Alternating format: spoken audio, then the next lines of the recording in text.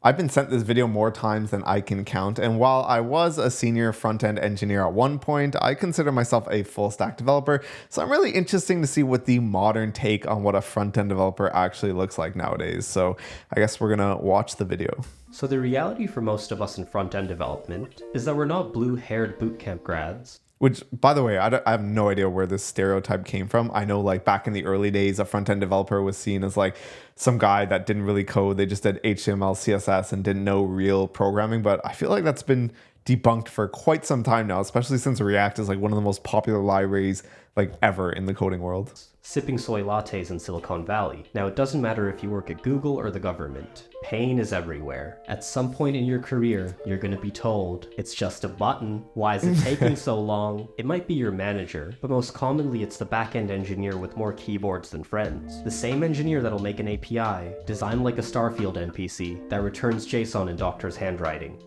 Yeah, so the one thing about being a front-end developer is nobody understands, I guess, until they've done front-end development, the sort of hassle some things that are seemingly simple can be. Things like buttons or even colors and fonts on websites that you might assume would be really easily and really simple to implement can sometimes turn out to be a complete nightmare, especially if you're not the one that architected the code and sort of greenfielded the project to begin with, and you're onboarding onto someone else's code. It can be an absolute nightmare, and a lot of managers and backend developers don't understand that, and they definitely don't make your life any easier for the most part, unless you work somewhere really good and the people there actually care. Oh, and by the way, they make double your salary. Front-end isn't real engineer. Okay, I don't think front-end engineers make less than back-end engineers. That might have been the case a long time ago, but I think if you look at levels FYI, I don't think there's any discrepancy there.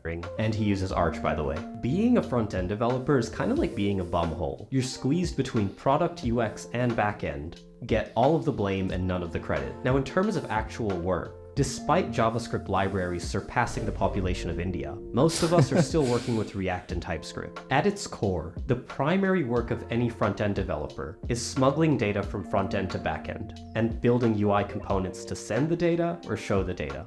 That's correct. That is, like, I guess, the definition of a front-end developer. Some other great and challenging work includes insanity-inducing bugs, a great feature of JavaScript, or general maintenance like packages or component lock. Everyone makes sense. Everyone makes fun about JavaScript being a terrible library, but I feel like if you're using TypeScript, it sort of overcomes most of the issues that you will have in modern day JavaScript. So I don't really understand, I guess, why it gets so much hate in today's day and age. I know back in the day where DOM manipulation was like the norm and you didn't have TypeScript and everything was sort of all over the place and nobody liked typing their stuff. It was a complete hassle, but I don't know. I think that it's a bit overplayed at this point. And also, I don't know why he's shitting on Material UI. I think Material UI is an amazing library. I have a whole video series about it, so I'm a bit biased. Although in my most recent startup, I actually have been using ShadCN instead. And I like the simplicity of it in terms of the actual style. I think it looks better out of the box and it's a lot easier to use than Material UI. But if you're looking for something comprehensive, it's still a great choice. Libraries. Otherwise, the biggest influence on your day-to-day is the company you work at. I started my career at That's true, by the way, for any type of engineering you're doing. The company you work at is probably going to be like 80% of what makes up how your day goes and what you're actually focused on and how frustrating it might be. Startup, where you're paid in passion and your back-end engineer is Firebase. If you're one of the first hires, you get to build with new tech that you get to decide, which is pretty cool, but more often than not, that means you're the only hire. So not only are you front-end, but UX, back-end support, DevOps, and general IT. Yep, and by the way, you learn so much doing that. My first startup that I started 4 years ago, where I was pretty much everything. And before that, I've just done front end and back end here and there. But being able to touch everything is like the fastest way to learn just development in general. Supporting like millions of users with architecture that you created for the front end, back end, DevOps, and everything in between is probably the best way to become like an amazing, not even engineer, just like an amazing builder. And if you have entrepreneurial endeavors in the future, it is by far the best way to prime yourself as like a tech founder, is to just start building something like end to end that users will actually use, that, you know, could be set on fire at any moment.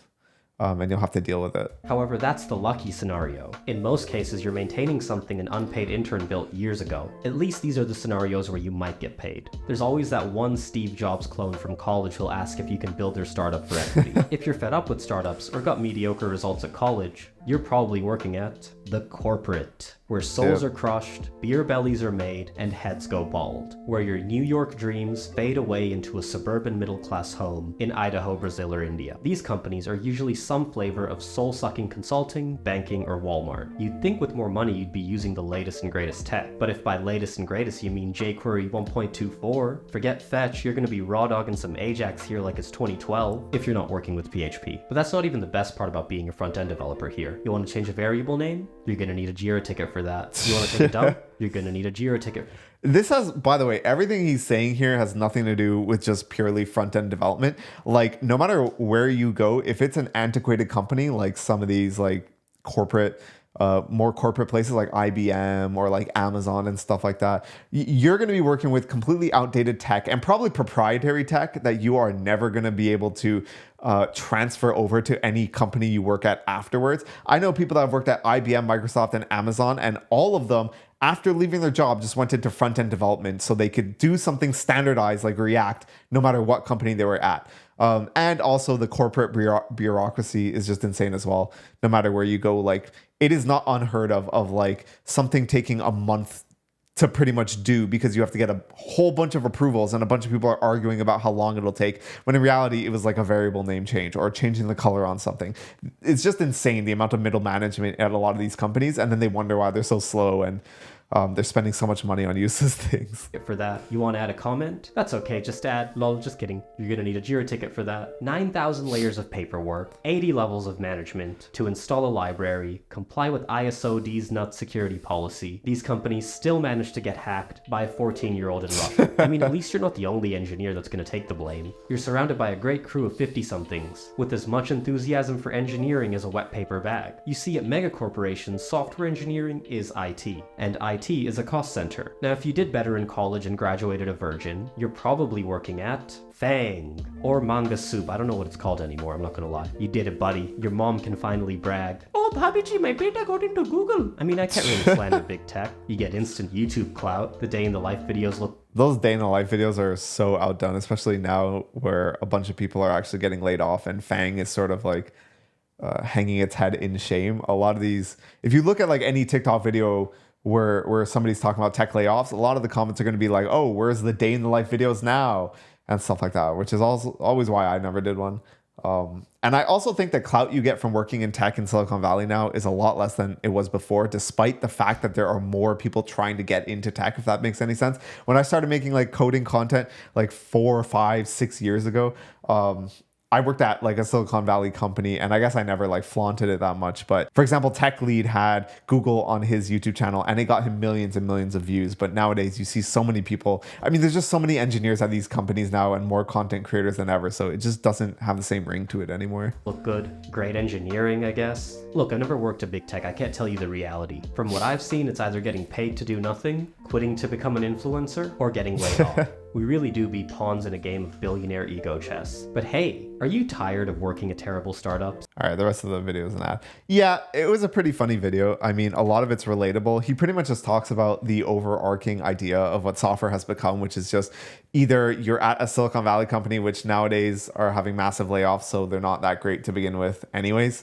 You know, Google doing things like cutting free snacks and all these benefits that they used to brag about, or you're at like some heavy bureaucracy type company like IBM or Amazon or Microsoft. I guess Microsoft typically seen as Fang, but like from the stories I've heard there from my friends, it's like more bureaucracy based than a company like Google. But overall, pretty accurate of what it's like to be a developer as a whole, not just a front-end developer. I think a lot of, like the majority of this wasn't even like front-end specific, but if you guys have any other recommendations on videos you want me to watch, let me know in the comments and I'll see you guys in the next one.